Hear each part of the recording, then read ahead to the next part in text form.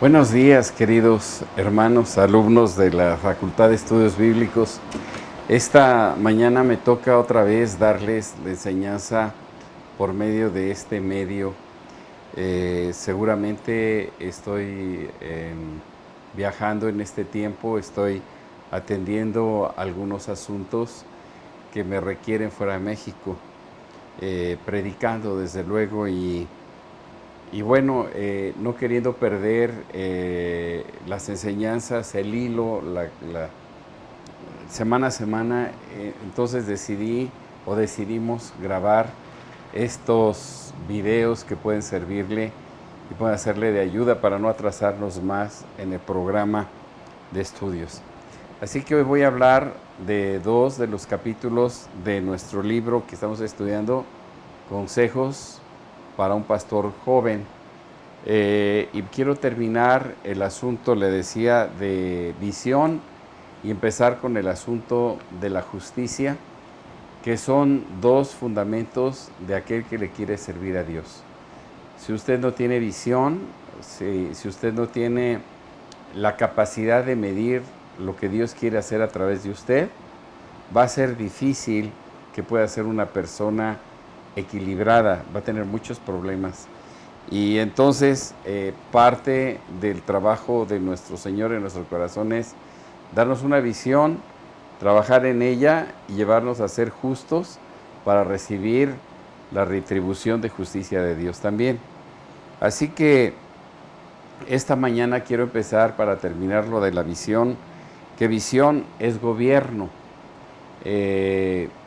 Cuando nosotros vamos a tomar una responsabilidad ministerial, necesitamos tener forzosamente los medios lógicos, normales para movernos. Cuando tengo una visión, yo puedo saber cómo, cuándo, por qué y dónde. Si yo no tengo una visión, va a ser como un barco que anda en alta mar sin brújula y cualquier cosa, cualquier puerto puede llegar, pero cuando tenemos la visión, sabemos cómo vamos a arreglar las cosas, cuándo las vamos a arreglar, por qué las vamos a arreglar y dónde lo vamos a hacer. Y eso nos da una capacidad extraordinaria de poder tomar mejores decisiones. El problema de muchos pastores es que toman decisiones sin tener una idea hacia dónde van. Y esas decisiones los pueden sacar del proyecto de Dios. Por eso es tan importante que todo el tiempo, toda la vida, estemos trabajando con la visión, no salirnos de la izquierda ni a la derecha. Y cuando hay circunstancias que verificar, checar, cambiar, siempre van a ser de acuerdo a la visión original que nos puso el Señor. Así que cuando nosotros pensamos visión es igual a gobierno, esto nos va a dar una capacidad de poner las cosas en orden, nos va a permitir ser disciplinados, va a permitir tener un sano control de las cosas, no el control de las personas, no la manipulación de las personas, sino un sano control de qué tiene que hacer cada uno de los que colabora con nosotros. Nos convertimos en una influencia que inspira, nos convertimos en una autoridad con poder, porque la gente sabe que nosotros no damos, como dirían en mi pueblo, paso sin guarache. Todo lo que pedimos, todo lo que estamos haciendo es en función a la visión. También la visión nos ayuda a ser administrados. Administrados quiere decir que yo conozco las reglas en donde me tengo que mover y cómo me tengo que mover. Les voy a dar un ejemplo. Hace unos días vinieron a verme unos pastores con muy buenas intenciones y quieren hacer como una marcha en la colonia. Pero el problema es que estos pastores son apenas 30 o 40 personas adultas y quieren hacer una marcha y quieren carros alegóricos y quieren algo que no tienen. ¿Y por qué se atreven con tan poquita gente a llevar a cabo un evento de esta magnitud? Pues porque no tienen visión, es una ocurrencia. Hagamos una marcha, pues hacen una marcha. No, hagamos no sé, una kermés, hagamos no sé qué cosas que están nada más pataleando, nada más dando golpes al aire, pero no teniendo los pies en la tierra porque no hay visión. Así que es muy importante que nosotros tengamos visión. Por ejemplo, nosotros está bien claro y bien sabido por todos los que estamos en la red. Ok, grupo discipular es hasta 30 adultos. Cuando llega 31 a 99 es misión. Y de 100 en adelante es iglesia, en adultos, aparte los niños. Si no hacen eso, no pueden ser iglesia. No podemos pensar, ay, soy una iglesia con 20. Soy una iglesia con 17. Hagamos un congreso con 20 personas. ¿Me explico? No hay lugar para perder el tiempo y gastar el dinero a lo loco, sino tenemos que tener una visión, un concepto de lo que queremos, cómo lo queremos, cuándo lo queremos, por qué lo queremos y dónde estamos, para ser cuidadosos en el concepto de administrar la visión. Yo sé que va a llegar un momento cuando ya sea una iglesia, cuando ya sea una mega iglesia. Para nosotros una mega es arriba de 1000 personas. Entonces, ahí ya puedes hacer congresos, ahí ya puedes hacer marchas, ahí ya puedes hacer otras cosas que muestren que la iglesia está trabajando y que la iglesia está comprometida con la sociedad y estamos haciendo cosas para ganar a México. Pero cuando son 20 o 40, pues hermano, trabaja con lo que tienes adentro, evangelicen uno a uno, salgan a las calles a repartir folletos, hagan algo que sea práctico y no tantas cosas que van a ser tan caras y que no van a resultar en un objetivo bueno. Espero que me estén entendiendo. Porque miren, cuando nosotros tenemos visión, nos convertimos en reyes y sacerdotes, de acuerdo a Apocalipsis 1:6. Apocalipsis 1:6 dice que somos reyes y sacerdotes. Ahora, aquí hay un problema. En términos generales, cuando una persona lee la palabra ser rey, piensa que todo el mundo le va a servir, pero eso no es el concepto bíblico. El concepto bíblico de rey es ¿cuánta gente hay en el reino para servirle con mis dones, con mis dotes, con mi riqueza? No es que ellos me sirvan a mí como los reyes del mundo. Ese es, por ejemplo, en Inglaterra. Una parte del presupuesto de Inglaterra sirve para sostener a la reina y su corte. Pero en el reino de Dios, en la visión, usted y yo somos reyes, pero en el concepto de Dios, es decir, ¿qué puedo hacer por los demás? ¿Cuánto puedo dar? ¿Cómo lo voy a hacer? ¿Cómo voy a inspirar a otros siendo rey? Es decir, la parte de rey, según la Biblia, es de lo máximo que tengo te doy. Administro, instruyo, cuido, alimento, fortalezco, visto al pueblo. Ese es el llamado de rey. Y la otra parte es la de ser sacerdote, en donde se enseña lo que Dios dice para que la gente siga a Dios. Entonces, ¿cómo aplica todo esto en la visión? Que yo debo de tener una mentalidad de que de acuerdo a la visión, yo tengo un reinado para dar ciertas cosas que Dios me va a dar para que yo dé. Y voy a ministrar como sacerdote las cosas que la gente necesita para crecer espiritualmente y para que conozcan a Dios como su Salvador. Entonces, la visión te da identidad y te da carácter. ¿Por qué identidad? Porque te da la característica de ser hecho hijo de Dios. Cuando tú eres hijo de Dios, tienes la capacidad de entender que antes de ser rey eres hijo. Y como hijo estás obligado a seguir las normas que el rey de reyes, nos puso a nosotros como fundamento para mostrarles a ellos a Cristo a través de nosotros. Eso es identidad. Es el comportamiento de hijo de Dios. Y la segunda parte es el carácter. ¿Qué fruto tengo? ¿Qué fruto voy a dar? Nada que sea fingido. Debo ser paciente, dedicado. Y tengo que estar dando constantemente muestras de lo que es el fruto en mí cuando soy atacado o agredido o lastimado o perseguido o mal informado a otros. Entonces yo tengo que dar mucho fruto. Así que es muy importante que nosotros en la visión siempre tengamos estos conceptos muy amarrados en nuestro corazón. Bueno, entonces quiero empezar a hablar un poco de la justicia en el capítulo 4 del libro.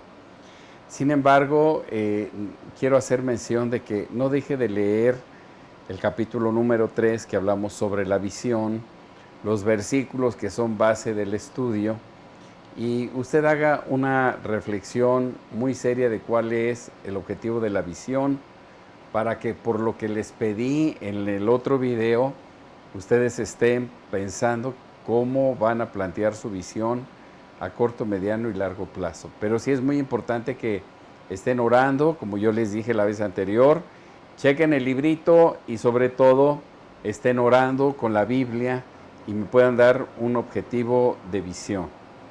Ahora bien, la siguiente parte que tenemos que cuidar mucho es ser justos. De eso trata el capítulo número 4, ser justos de acuerdo a la santísima palabra de Dios. ¿Por qué? Porque cuando nosotros somos justos, Dios está de nuestro lado.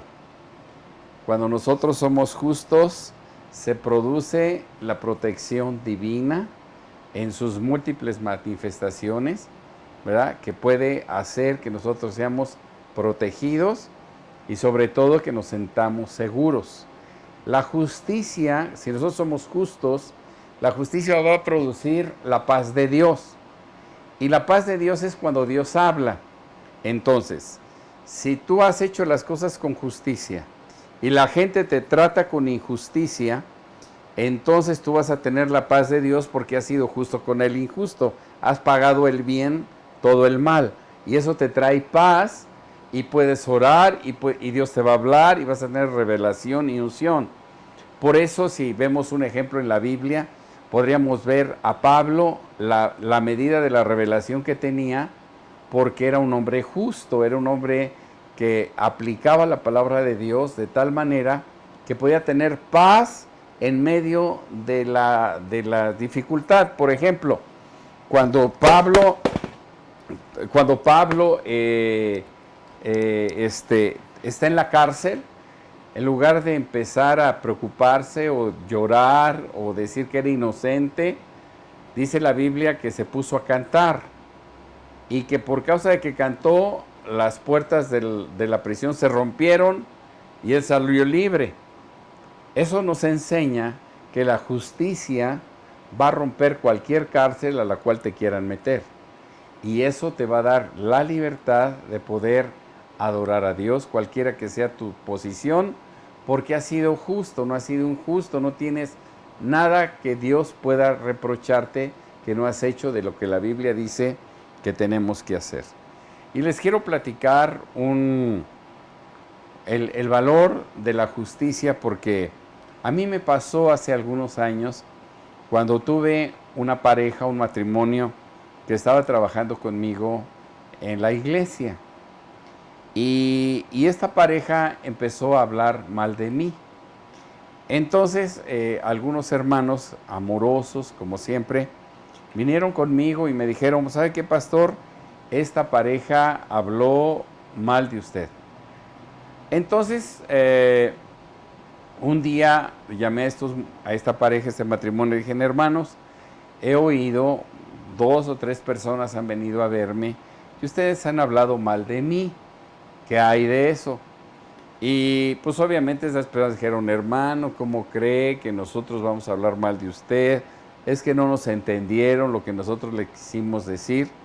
Y entonces yo les dije, miren, a lo mejor sí hablaron mal de mí, pero yo no tengo pruebas de que ustedes hablaron mal de mí. Pero a lo mejor han hablado mal de mí porque no saben lo que yo hago. Pero yo quiero decirles que lo que yo hago es porque tengo una visión que Dios me dio. Entonces, si yo pido algo es porque es parte de la visión que Dios me dio. Y entonces les dije, a partir de hoy vamos a reunirnos 2 veces por semana y vamos a estar hablando por lo menos 2 horas para que ustedes estén convencidos de la visión y que si hablaron ya no hablen. Y me dijeron, qué bueno, vamos a estar con usted. Vinieron la primera vez, la segunda, la tercera ya no vinieron, les hablé, ¿qué pasó? Los estoy esperando. No, pastor, pues no podemos, y la cuarta vez no podemos, y nunca más pudieron. Y a las 4 semanas me dijeron, nos vamos de la iglesia. Y cuando se fueron de la iglesia, ellos trataron de llevarse a algunas, como 20 amigos de ellos, para empezar a formar otra iglesia, sus cuates. Y entonces todos los 20 hermanos que ellos pretendían llevarse les dijeron no, porque nosotros sabemos dónde estamos y lo que queremos.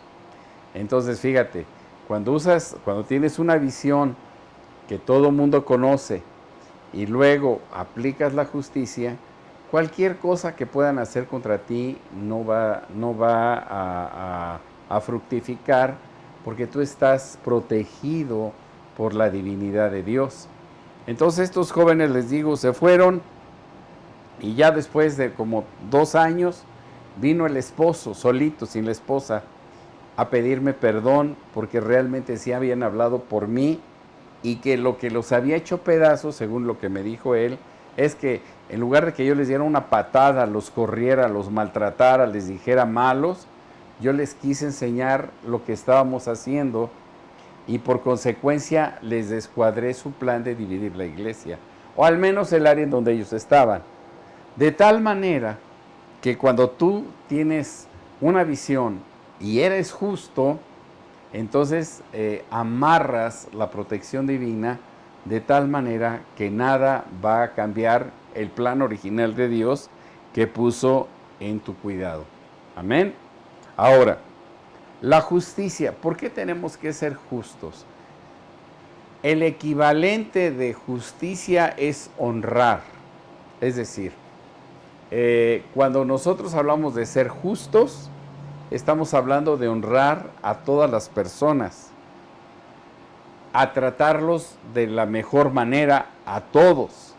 Y te voy a dar un consejo: tratar mejor a los que no te tratan bien. ¿Por qué?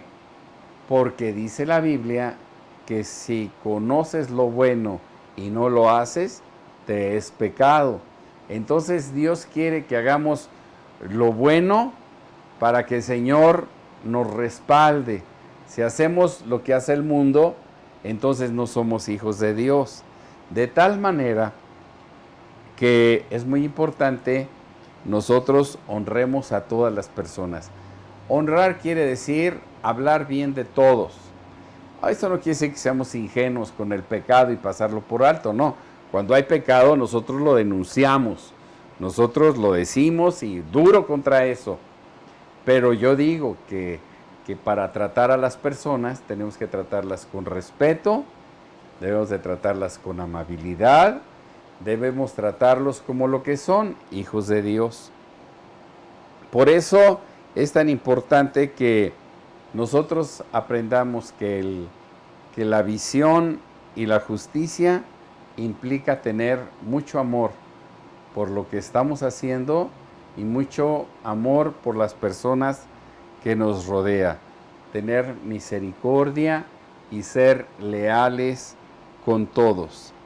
Entonces, el modelo divino es que nosotros seamos justos para que tengamos el respaldo de todas las cosas. Ahora bien, quiero hablar un poco de la justicia externa. Hay una justicia de Dios, una justicia de los hombres. La justicia de los hombres es la justicia externa por las acciones. Ahora bien, Quiero que vea lo que dice Juan capítulo 7, versículo 24. Juan 7, 24. Dice, no juzguéis según las apariencias, sino juzgad con justo juicio. Justo juicio. Hermanos, hay veces que cuando nosotros pensamos en la justicia de los hombres, en los tribunales, el modelo que hay en los tribunales es el modelo de la Biblia. Es decir, nadie puede acusar a alguien porque piensa que es una persona mala, sino tiene que tener pruebas contundentes e irrevocables de que es mala. ¿Me explico? Entonces esa persona es juzgada por las pruebas en contra, mas no por las apariencias. Aunque nos queda claro que el hombre es tan tramposo que a veces amaña las pruebas, o de plano las que no son pruebas las hace pruebas y algunas otras las esconde o las pierde para que la justicia de los hombres sea a su medida. Es decir, la justicia externa, la justicia de los hombres, es una justicia que no ve el corazón, sino está viendo solamente el carácter externo de las cosas.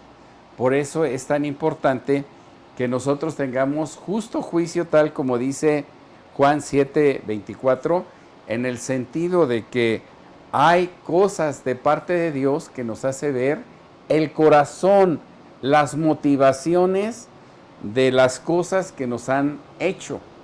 Por ejemplo, yo he conocido o he tenido que trabajar con personas que son buenas personas, pero hicieron algo malo, porque resulta que en un momento de ira perdieron el control e hicieron algo indeseable. Y toda la gente lo juzga por lo que hizo de indeseable, pero se olvidan de todo lo bueno que hay atrás. ¿Me explico? Y la justicia de Dios lo que hace es poner en balanza esa metida de pata, pero también todas las cosas buenas que tienes en tu vida. De tal manera que dice la Biblia que Dios pesa los corazones.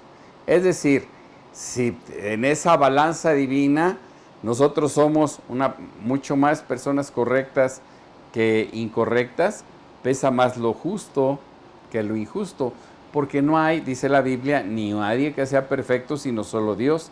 Y por eso Dios, Él tiene la balanza de la justicia, porque Él sí sabe lo que es ser justo, porque sabe lo que hay en el corazón de los hombres. De tal manera que la justicia externa tiene sus limitaciones. No podemos hacer cosas que puedan traer en nuestra contra alguna injusticia. Por ejemplo, la misma historia que yo les platicaba de este matrimonio que hablaban mal de mí y que yo les dije, bueno, a lo mejor hablan mal de mí porque yo no les he enseñado lo que Dios quiere hacer de bueno en mí. Entonces invertí tiempo para decirles lo bueno, pero no lo quisieron, y hasta como un año después salió a relucir que sus acciones eran malas. Pero ellos mismos lo dijeron, ellos mismos se fueron, ellos mismos se echaron, digamos, la soga al cuello. Yo los amé, igual tú tienes que amar a todos. Y solamente cuando Dios te muestre efectivamente, ¿cómo te diré? De la misma persona que se ha equivocado y te pida perdón, entonces tú vas a considerar que fuiste justo en tu percepción de las cosas. Ahora, como es un tema tan espinoso esto de aplicar la justicia, yo les quiero dejar una tarea. Otra tarea, es 2 tareas, bueno, 3 tareas, porque una es su visión, corto, mediano y largo plazo.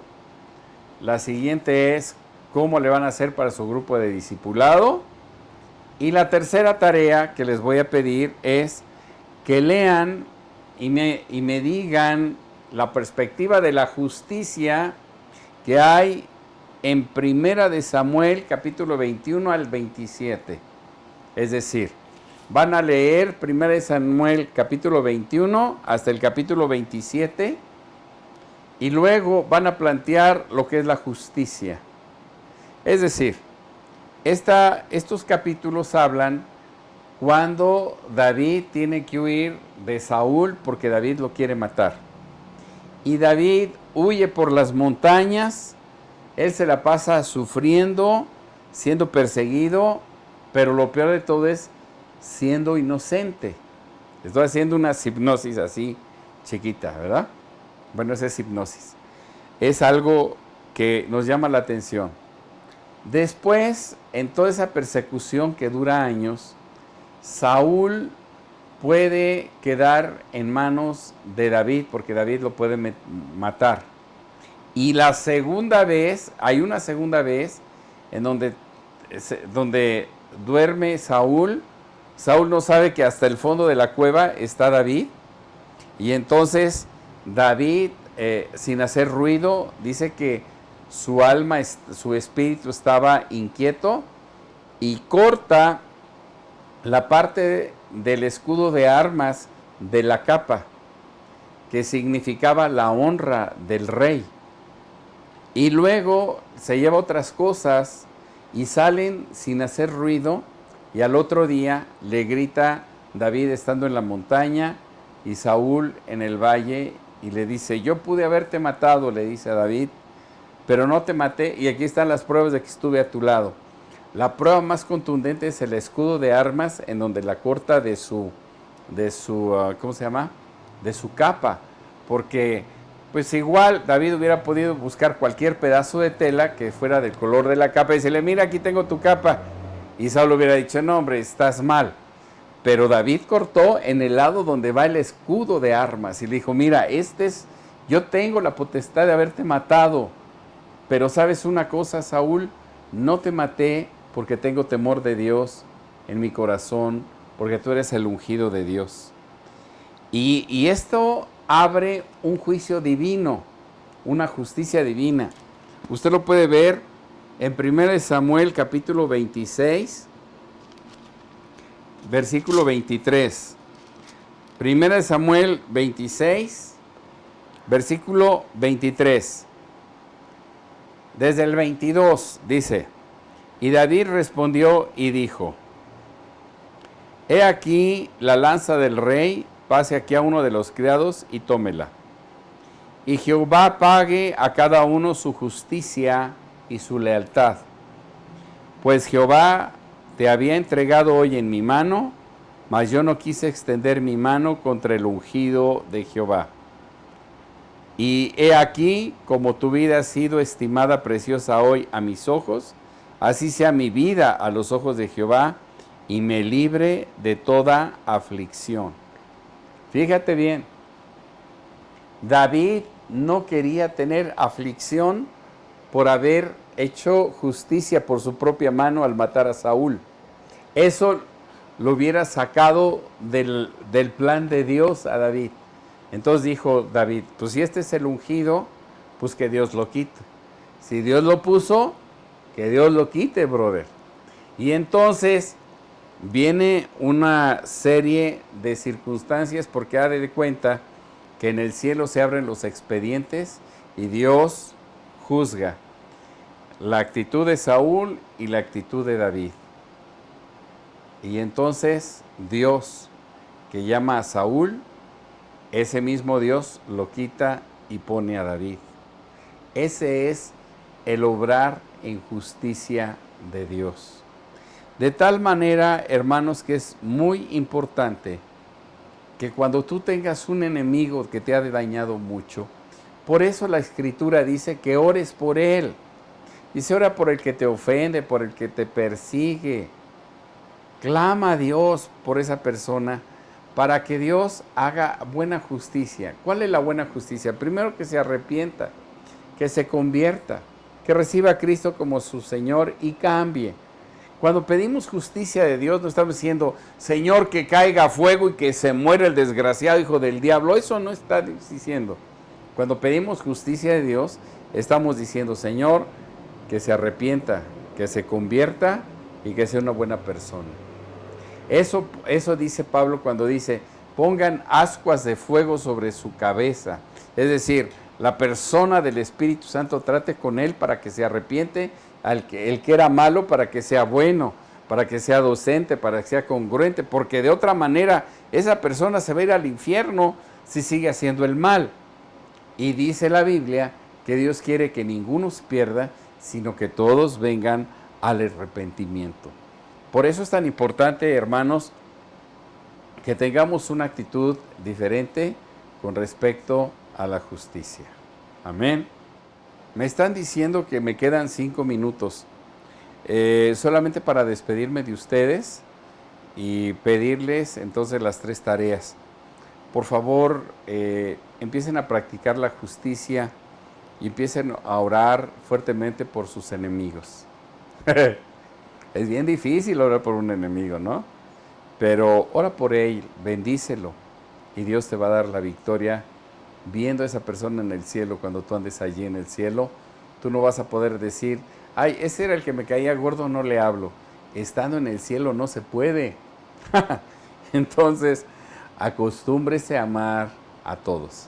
Hermanos, que el Señor les bendiga, buenos días. Ahora sí espero que el siguiente sábado no tenemos clase, porque tenemos el Congreso Apostólico, y yo quiero que todos ustedes sean invitados míos al Congreso de 9 a 1:30 de la tarde. Si pueden ir, avísenle a Roberto Rojas para que haga la lista de los que van a estar, los que van a poder entrar. Y los que tienen que trabajar y no pueden, bueno, lo siento. También lo vamos a transmitir vía internet. Así que en sus ratitos libres lo puede ver. Y lo seguro es podernos ver cada noche, miércoles, jueves y viernes, 7 de la noche, para que veamos cuál es la visión apostólica de una iglesia. Hermanos, que el Señor les bendiga. Me dio mucho gusto estar con ustedes, aunque sea por video. Que Dios los guarde. Hasta luego. Amén.